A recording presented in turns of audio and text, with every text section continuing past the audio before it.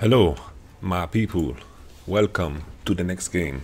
G2 might win this one. They're playing against Fenerbahce Esports. They don't even have. Is it a spore? Because look at this. They didn't have enough space. They have too long of a name. Let's add it for them. Boom. There we go. Let's take a look at the draft. Lulu, first pick. Jana was still in the picture. Jana was picked third. Response to Lulu was Sejuani and Kog'Maw. Seems to be like Kog'Maw has been the strongest 80 for most teams. It's been the go-to pick when Xayah has been gone. Xayah is of course banned in this scenario. Rakan is also banned. Sejuani, I think, is slightly better than Gragas. Response from G2 is Gragas Tristana, nothing too fancy. Main thing here that we see is the Trundle. Like if they look in the Trundle here, I'm hoping they do. I'm not too big of a fan. I'm not too sold on Ryze. Like I think Ryze as a champion is fine, but I'm not too sold on it. I feel like the mages do better into the 80s that are currently meta. Like Syndra's banned here, but I feel like Orianna should take a step back. Not take a step back, but take a step forward, because Orianna actually does very well into these kind of bot lane things going on. Had Cassiopeia as a response to Ryze. That is also fine. Cassiopeia is not the best mid laner against Tristana and Lulu. I would love to see like Orianna in this game, because like Orianna would definitely be a bigger threat in my eyes. Like sure, Ryze can handle the split pushing rather well and can kill tanks well, which in this game, sure, there's Cho'Gath and Sejuani, and for Cassiopeia there's a Trundle and Gragas, so they definitely fulfill a role, right? But when it comes to killing AD, it's going to be very difficult for both Ryze and Cassiopeia. They're going to be tank killers pretty much, and in a lot of games that is what it comes down to, right? Who kills the tanks the fastest? And after the tanks are dead, they can just kind of disengage and heal up with Redemption or Warmock's Heart, and after that you won the fight pretty much. So of course there are still applications for Cassiopeia and Ryze. I'm just a bigger fan of the mages right now, but I can still understand, you know, from their point of view. With Syndra ban, Ryze is a good blind pick. There's not a lot of counters, can split push and creates pressure for you in the game. We continue. Lulu. Why am I saying Lulu? Trundle is the big one into Cho'Gath. That's what we need to pay attention to. Expect has played Trundle in the past, but he hasn't been like a super split pusher by himself naturally. On paper, G2 should be able to win this game. I feel like Trundle is such a menace when it comes to killing tanks, but so is Kog'Maw. So we will have to see how it pans out. I think lane matchup wise, Trundle has an advantage top. Lulu and Tristana should be able to push bottom, and Kog'Maw and Jana will have to look for like level 5 trades, later trades, and I think G2 are the ones that are going to have like the upper hand in the early game. Later on in the game, I feel like it can go later down the line, I feel like it can go either way. I think both teams scale quite well. I think the main thing here is that Trundle will be very dominant in split push, and I feel like Cho'Gath is going to lose a lot of purpose here. Maybe he can silence the Ryze, maybe he can silence like a Gragas, and then Q. Sure, he can be like a follow-up bot, but I feel like there will be scenarios where he'll get caught and he'll get Trundle pillared and focus down very, very briefly.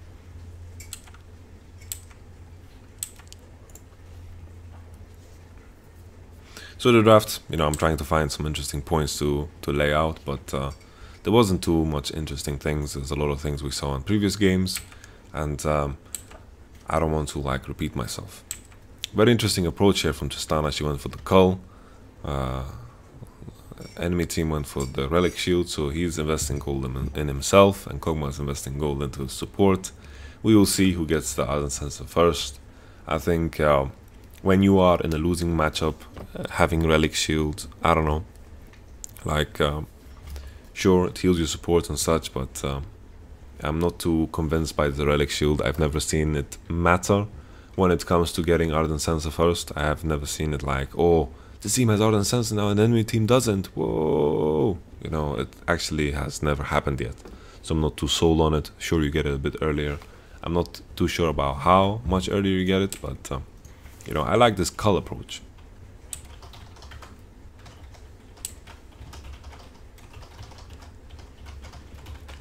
Alright.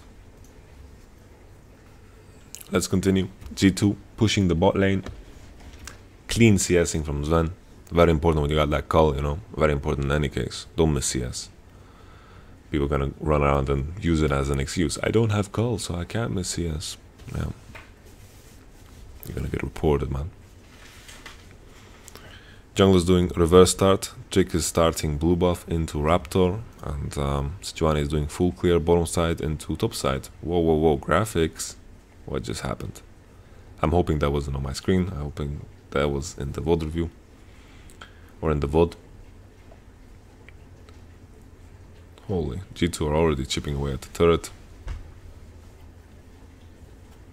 Lost some serious HP already because of the Tristana bomb, and they can just keep pushing this, and I like the fact that they chip away at the turret. Better than trying to harass the enemy team that has Relic Shield and a lot of potions as well. In a lot of cases we see Relic Shield and refillable potion, but we have 3 flat potions now here on Padden and on Janna. So hitting the turret is definitely better here. Gragas did 3 camp clear, Raptor, blue, or blue Raptor, and then red into Crab. And now he's invading the enemy team and placing ward on Wolves to make sure that he has information now on what kind of pathing that Sejuani went with. And since he spotted the Wolves, he knows now for a fact that Sejuani did 3 camp bot side into top side and did full clear. And G2 now, with this information, knows that Sejuani is top side. When Sejuani does full clear, she either ganks by now, or she has to go into base with the fact that she has low HP. Tal'Darim is doing the reverse way of getting information. They have full information now on the camps. They know that Gragas is bottom side. They spotted both his Gromp and his Wolves. A good play now from Tal'Darim because he managed to push in the wave. Trundle had to respect it, right? Because when Gragas got the vision on bottom on the Wolves, they know that Sejuani is top side. She's either doing golems or she's just going to pressure top. So Trundle's getting pressured in, and also Cho'Gath, like, we don't know the nature of how the lane went, level 1, etc. because we don't get to like move the camera around, but we can assume that this was a reason why expected and pressured Tal'Darim, as we saw and in the previous matchup. Also, expect as a player is not necessarily the one that is going to take these heavy trades and put themselves in an advantageous position. Expect as your average tank player, I would say.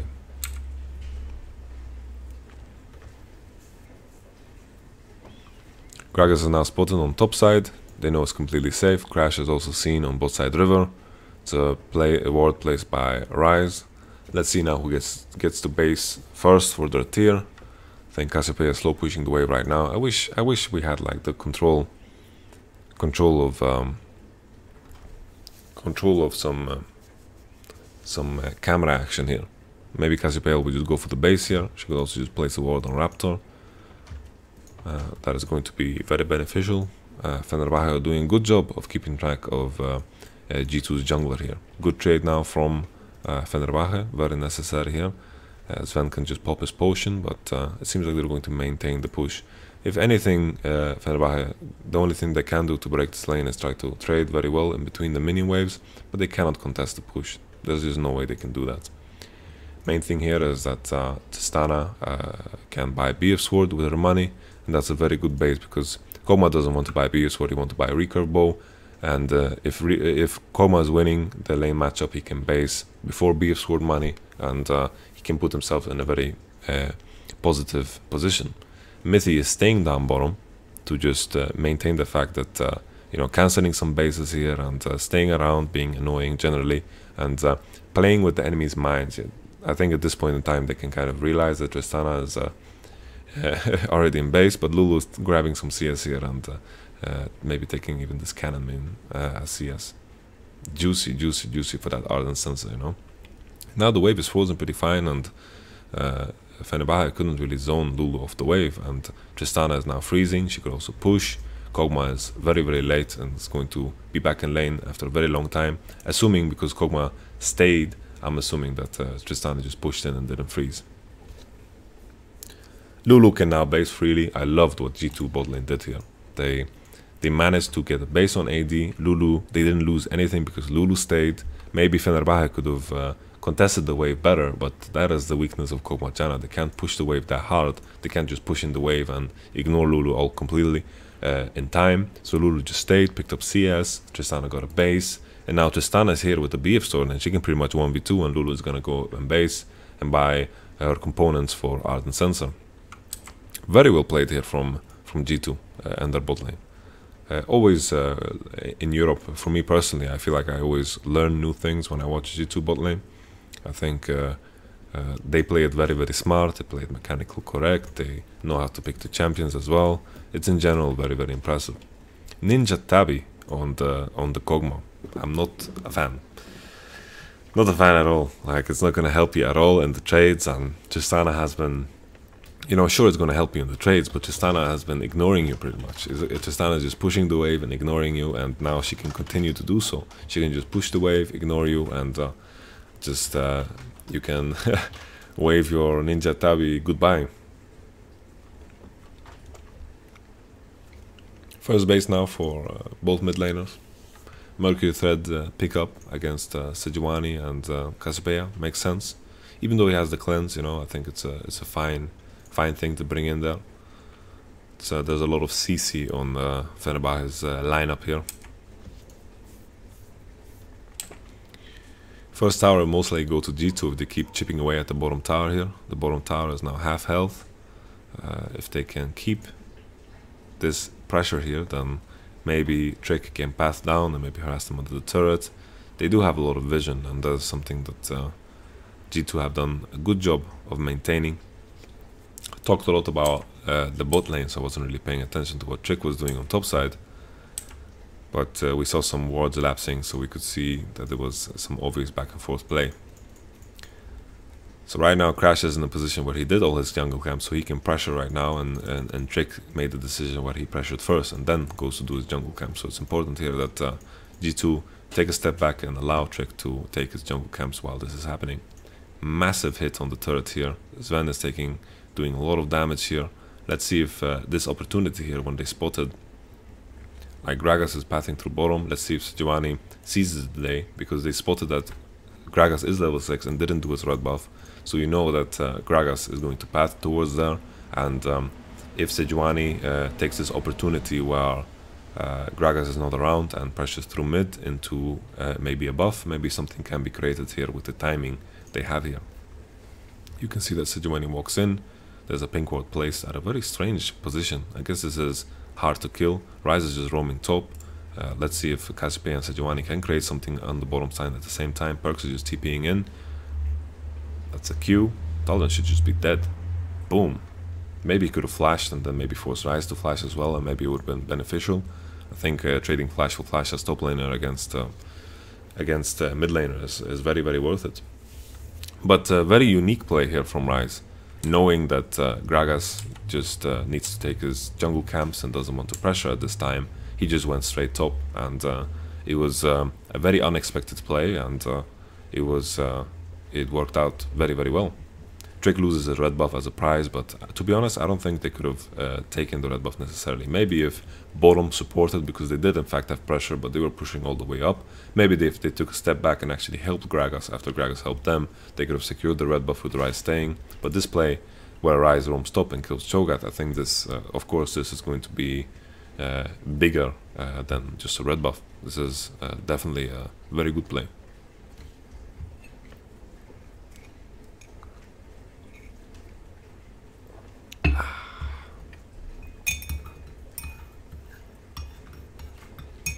I expect even gets the first tower off of this. Crazy. This means so much. Crazy, crazy stuff. 2 culls.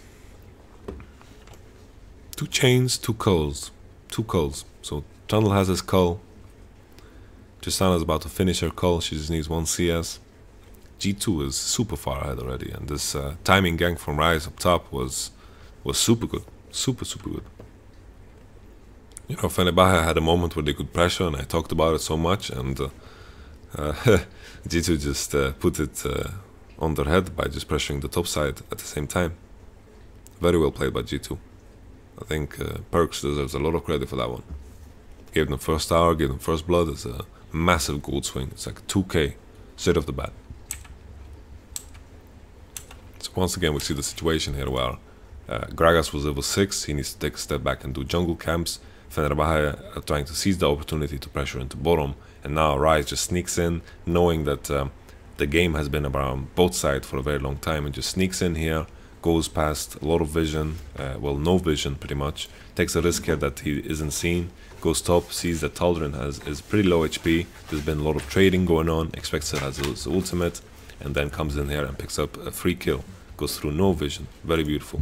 Main thing here is that there was a ward in mid lane, so Fenerbahce could have spotted Rise going up top side, right? But nothing was said, and it was a very unexpected play here. Was Q a bit mistimed from Cho'Gath? It looked like it, at least in this replay. Not too sure how much it would have mattered. Maybe if he Q'd the Rise and then flashed, maybe he would have survived. But I think even in that case, he would have lost his tower, so it would have been a good play regardless. Rise now has 500 gold up on his enemy because of the turret. G2 with the fact that they can push in top wave all the way in, and Rise, being very happy in the position he's in, can just use his mana to push the wave very, very fast. Cho'Gath being stuck up top allows G2 to just take this freely. I think Cho'Gath is a trap, man. Cho'Gath is a trap. Something I want to clarify is that in the previous video I wasn't sure if TSM could face what's it called? I wasn't sure if they could face their own, like, immortals, for example, and it turns out that they can. There's been a lot of cases in history where it has happened with Chinese teams and Korean teams, and I just skipped my history lesson. There's a lot of people that corrected me on Twitter. Props to you that you can Google, you know. Okay, let's continue. During the time that the enemy team did Rift Herald, Sejuani was placing wards on bottom side. Let's see how much information that Sejuani was working with. He had wards from before, right? There was wards from before when the gank up top happened and Sejuani just went in and chased after the Gragas.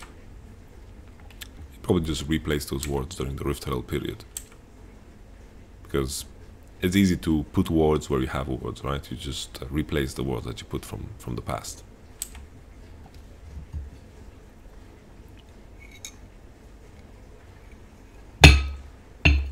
How long has this Cho'Gath been stuck up in top lane, man? Is he just freezing the wave? Well, now it's pushing out. Now it's pushing out. Finally it's pushing out. Thing is, I'm sure it's fine to do, right? Trundle roaming isn't the best in the game. He just wants to push out and like run around in the jungle and maybe take jungle camps. Cho'Gath is doing the golems right now, feasted on them. Trundle's back up top to just catch the wave. He froze for quite some time though, so he caught up in some CS at least. Expect with the fact that he can push top is just about taking jungle camps topside and causing problems for Fenerbahce. His roams aren't that powerful. Sure, he could maybe pillar Cassiopeia and force a flash, but it's not too big of a deal. Main thing here with Trundle as well is that it's really powerful against Sejuani. The last time we saw Trundle was in Misfits, and they had the Sejuani, which matters as well. There we go. The Cassiopeia flash was burned without a pillar, but Trundle was in fact moving that direction. No cleanse on Cassiopeia, right? So she just had to flash after that W. Not too sure if she had to flash, like Sejuani was pretty close. Maybe she could just ult away and play it cool, you know. I think maybe that's how, like, the better mid laners would execute it, you know. They wouldn't just panic flash. Arx now is super strong. He has a lot of MR. We have to keep in mind that Fenerbahce have a lot of magic damage on their side. Magic resistance is going to be a very powerful stat, and bottom towers are getting slowly chipped away here. G2 with their Cull managed to get a very early static shiv. G2 are just playing very, very clean here. Greg is around mid lane, Janna's also rotating right now. G2, while they're putting Rift Herald in mid, maybe it's enough to get the turret. If it is, then it's crazy, crazy good. Because Fenerbahce are 5 people in mid lane and they didn't even manage to defend the tower. So insane macro play here from G2 that they don't give up anything. It looks like we're heading towards a perfect game. Oh, it's crazy, like Fenerbahce, they lose the bottom tower and try to create something else. Sure, in a case where G2 didn't have Rift Herald, then they would have been a good play, but they had Rift Herald and the mid tower was just guaranteed dead. Usually, like if your bottom tower is going to fall no matter what, then maybe you wanted to create something else somewhere else. So the thought from Fenerbahce was still fine, right? It was just G2 are just like they're Fenerbahce is playing checkers and G2 is playing chess, man.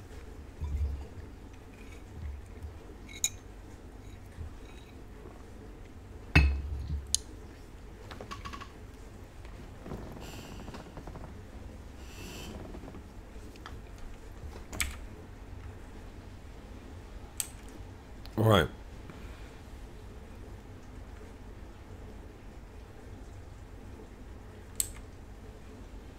Let's continue now.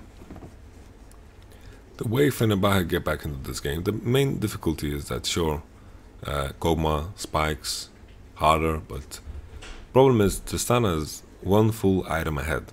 So is he gonna spike harder then? I sincerely doubt it. Main thing here is as well is that G2 can itemize MR very heavily and they'll be fine against the composition of Fenerbahce because they're all about that CC, all about that magic damage. Fenerbahce can definitely they can definitely just deal magic damage at this point in time, especially with the Ginsu's Rage Blade. Ardent Sense damage is also magic. It's all about just buying magic like MR, right? Magic MR, what am I saying? I got distracted by something to the left here. This beautiful thing. You smell so nice. G2 continuing the pressure game, like Rise is ahead of Cassiopeia, right? So he's going to win the split push game there. Also has the better itemization for it. He has a lot of MR, the Merc threads. He has the QSS for the ultimate in case there's a 2v2 going on. The itemization is just better on the side of G2, and at the same time they're far ahead in gold. So in their lane matchups they can just continue to push out the lanes, and this game should be a quick one. You know, I've recognized that in a lot of cases that the game looks pretty over. I tend to try to fill in the gap by just watching the game, but I think I should just fast forward more often, and I'll try to do that this time around.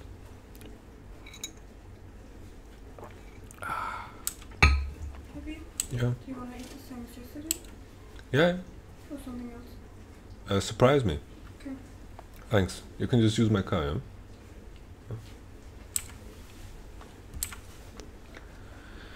Alright. We're back at it. G2 invading the red buff. Not a big deal. They pushed out mid and then they just invaded. Fenerbahce are trying to just contest their own jungle because if they're going to give up everything, then it's just going to be a rough time.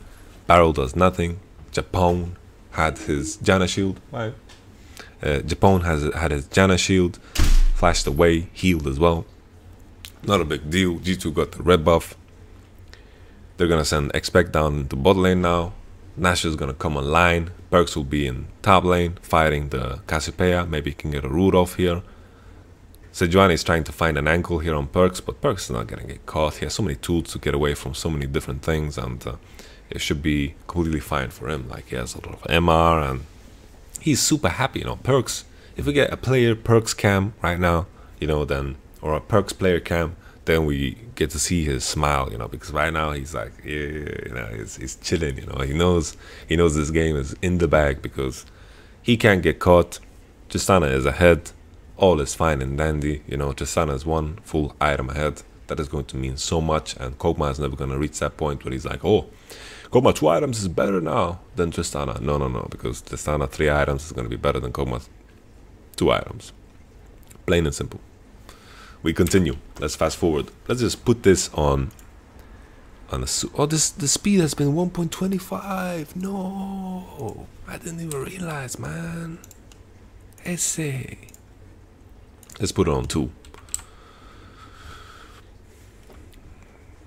G2 using their priority from top. Perks roams in, pushes in Cassiopeia. They are outnumbering the enemy team. Ocean Drake is spawning, not too soon. They got 30 seconds still on the clock. Tristana's basing now to almost finish up her rapid fire cannon.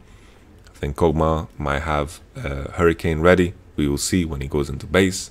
Hurricane is a bit of a spike at least. Tristana cancelled the recall of Kog'Maw as it seems. Ocean Drake is now spawning. Trundle could just solo that whenever he has the time. But G2 could also just walk down and push it in. Because as you can see now, Cassiopeia is stuck under her top tower for so much time. Because Perks is permanently pushing that in. He's in no danger at all. Right now he's grouped though, and they're just moving around, and they're just abusing the fact that Cassiopeia is slower here on the rotation. And Ryze is just staying in mid lane, and G2 are just moving around. They should leave Trundle here in bot lane, and they should just try to go back into their original lane assignments. Trundle back into bot lane, and Tristana back into mid with Lulu, and then Ryze up top lane against the Cassiopeia. Because that is how they have to match. Like Ryze has to be top, Cassiopeia has to match. Seems like G2 are just taking this opportunity to base. Rapid fire cannon should be ready. Pink wards are being bought, and they should be placed around the Nashor area. These lane assignments are unbreakable for G2. There's no other way for Fenerbahce to get pressure. They can't really put their bot lane up top either, because then Cassiopeia will just get straight up demolished. And Cassiopeia can catch waves top at least. And the way Fenerbahce get back into it is they try to catch a Trundle, they try to take some risks, they try to just make something happen. Because right now in the current state of the game, they're just losing all the turrets, losing all the jungle, and they're on their way to get perfect gamed. At least they get a red buff. Yeah. Alright. Big stun on Sven. Forces him to use flash. Not sure if it was necessary. Maybe he should use barrier instead. And maybe a Lulu ult cooldown. Flash is a very important cooldown, right, for Tristana. Maybe he could have W before. I'm not too sure. We're watching this in 2 speed. Trundle's maintaining his pressure bottom. He just pushes in, and then he roams into mid lane. And he just can't keep doing this. He took Wolves this time around though. And G2 can do the same. Ryze goes top. I feel like they maybe could start pressuring Nashor already. They are basing at uneven timings. Ryze is running top.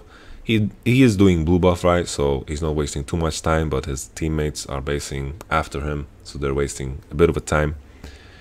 Right now, since he did blue buff, they are back in lane at around the same timing. So it worked out just fine.